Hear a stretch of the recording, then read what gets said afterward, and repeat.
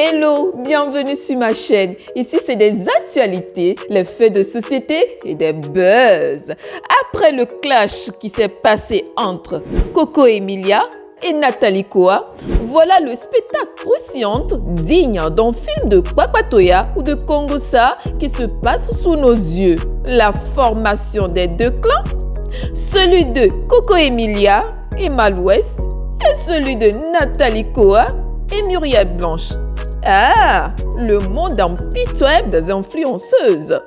Concurrence, rivalité. On dirait qu'on est sur un terrain de boxe. Tous les coups sont permis? Allez, go! Suivez la vidéo. Faisons un peu le FBI dans la vie de nos stars.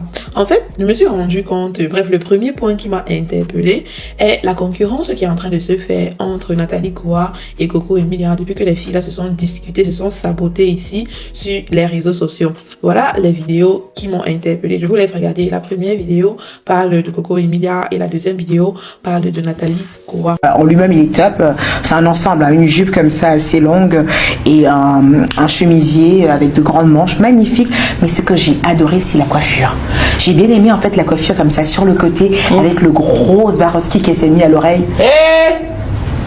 Maman mode, maman. Ah non, mais il fallait le faire. Pas me tuer. Ah non, il fallait le faire. Et elle a un peu une taille de guêpe comme ça, donc elle s'est bien ceinturonnée la taille pour nous dire que j'ai accouché l'enfant. Mais le ventre est Mais le ventre est sauf que là. Qu'est-ce que vous avez cru, vous?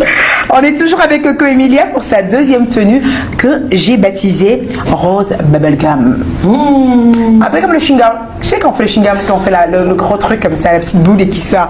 Non, je l'ai appelée Coco Rose Bubblegum. Alors là encore, Coco Emilia aborde une robe en tulle assez transparente qui laisse entrevoir son joli petit ventre. Elle devait être encore enceinte de sa petite Sophie.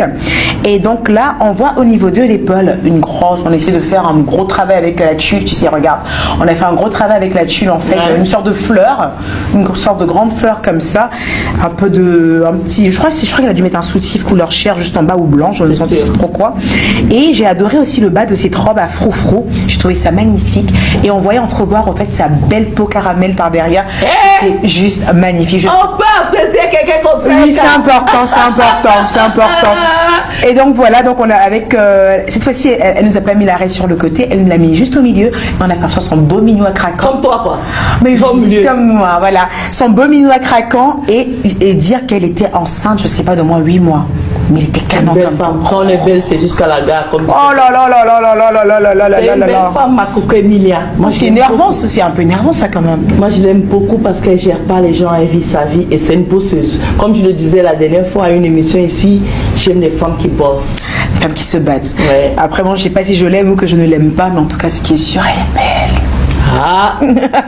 Alors, le troisième look de Coco Emilia. Je l'ai baptisé en fait l'égyptienne moderne.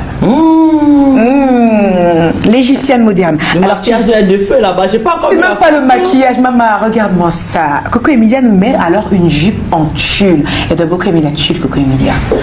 Comme toi aujourd'hui.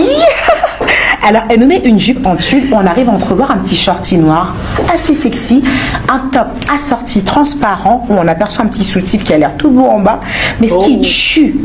Pourquoi je l'appelais l'égyptienne des temps modernes? Bah, c'est la coiffure.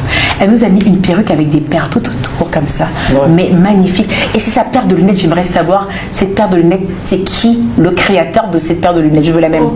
Ah, tu veux la même? Je veux la même. Bon, Coco, le message est passé. Nous, on veut la même paire de lunettes ici. On veut la même paire de lunettes et ce look, franchement, il est féerique. C'est de la créativité. On aurait dit en fait une déesse égyptienne sortie tout droit de l'Égypte. Ouais, de l'Égypte. En fait, après que Biscuit de Mer ait publié sur sa page Snap cette vidéo où Emmanuel Keita dans son émission parle d'elle en bien, la décrit au niveau vestimentaire comme une personne élégante, chic, avec la taille fine et tout, on s'est rendu compte quelques jours après que Nathalie Koa a fait la même chose, publié sur son Snap, la même Emmanuel Keita qui décrit et qualifie aussi Nathalie Koa d'une personne assez classe jusqu'au niveau de la parole. Je vous laisse regarder. Nathalie Koa, qui aborde un total look nude, qui donne un air de déesse grecque avec cette fente qui lui confère en tout cas un côté très sensuel, qui n'est pas fait pour déplaire aux hommes. Un peu de discrétion, Elle un est peu très de discrète. C'est séduction. vrai qu'elle est un peu garçon manqué, la meuf. Ouais. Donc j'aime bien quand elle se laisse un peu aller comme ça, sa féminité. Elle n'est pas vulgaire, c'est du tout. La vulgarité, Nathalie Koa. Vulgarité à gauche, Nathalie Koa. À droite. Ils sont pas du tout sur le même chemin. oublie. Ouais, c'est vrai qu'elle s'habille Pas du tout classe, sur le hein. même chemin. C'est vrai Elle est que hyper classe. elle est classe. Et dans sa manière de se tenir. Parce qu'il y a porter de beaux vêtements, être classe, et quand tu ouvres la bouche, en fait, C'est Elle- le cabinet. elle est classe jusqu'à ses paroles, en fait. Tellement magnifique cette fille, mon Dieu, quel charisme, Nathalie Koa. Quel charisme.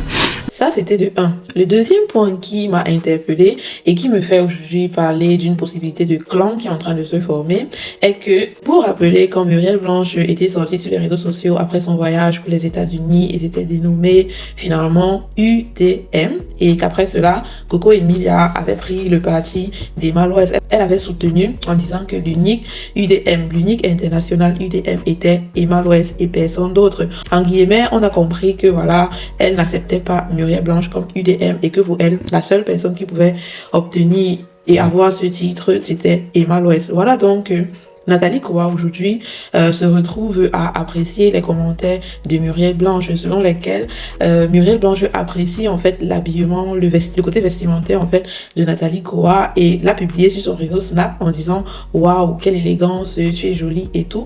Et voilà comment Nathalie Koa a répondu avec des cœurs pour dire merci ma belle. Et aujourd'hui toutes les deux se retrouvent de nouveau à Paris ensemble. Du coup la toile et moi-même nous posons la question selon laquelle n'est-il pas en train de se former une probable amitié, une amitié de Juju comme avec Marcel que tu à l'époque, mais plutôt cette fois-ci avec Nathalie Koa.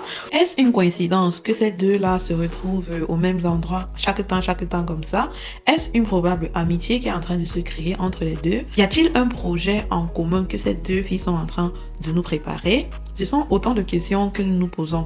Voilà donc les deux points qui m'ont interpellée et qui me font penser à une possible formation de clan entre les deux. Après, si véritablement entre Nathalie Koa et Muriel Blanche, il est en train de se créer une amitié ou encore il y a un projet commun qui les unit toutes les deux afin qu'elles puissent se retrouver toujours aux mêmes endroits, etc. Ce serait une bonne chose. On ne peut que leur souhaiter du bon. En tout cas, de voir deux influenceuses qui s'entendent sur les réseaux sociaux, ça fait toujours plaisir. N'oubliez pas que dans cette vidéo, Emmanuel Keita ne fait que son travail formidable, digne et respectable de Fashion Police. Qu'en pensez-vous les amis? Mettez les commentaires, likez, partagez et abonnez-vous. Merci de passer sur ma chaîne C-Beauty, parlons sans filtre.